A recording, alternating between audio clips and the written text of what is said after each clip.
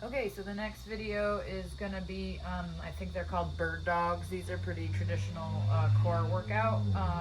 I'm just gonna add a few things to focus on specifically from a riding perspective, I think. So thing one is I find these easier. You're on your hands and your knees. I'm making sure I describe this for the blind riders in the group. So you're on your hands and your knees. I go on my fists rather than with my palms down because I find it hurts my wrists more if I'm doing my palms flat to the ground. So I go on my fists. My hands are directly under my shoulders, hopefully, and my hips and knees I'm aligned. So I'm basically like on all fours. And then bird dog, you just do the opposing arm and leg and you extend them straight out.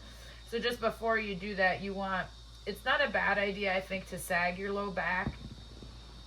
So you're inverting your back and then engage your core, basically like somebody's punching you in the stomach to create your back goes flat. I say it that way because I don't think it's a great idea to over round your back, like tuck your tailbone like you're a puppy dog in trouble.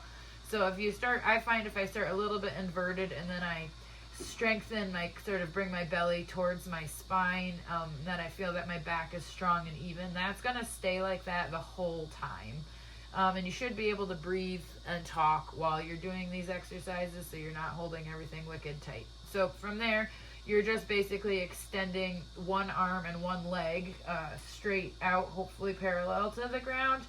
And I think what I really try to focus on is having it so that I really feel my hamstring engaged fully. I really reach my arm out. I don't focus as much on my arm as I do my hamstring. And then when I'm in the full extension, I want to rotate my knee, make sure that I'm pointing my knee sort of straight down. It almost feels like my femur bone spirals inward.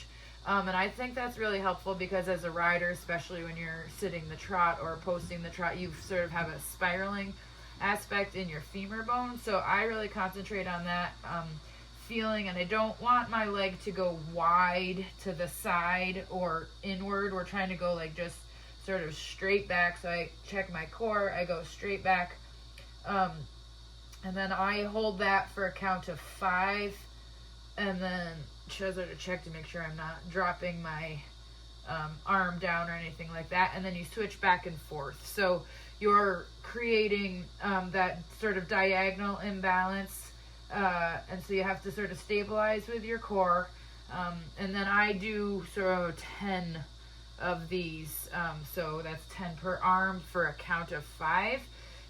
It's very challenging. If you want to add challenge, you can do these exercises. I don't know if I have, but you can do these exercises on a balance disc or a pair of balance discs. You could put your arms, your fists on one or your knees on them, and that really adds a degree of difficulty to those, and you have to sort of catch your balance and really trigger your core a lot more. So that's the next one, bird dog. Okay, that's probably good for the video. Thank you.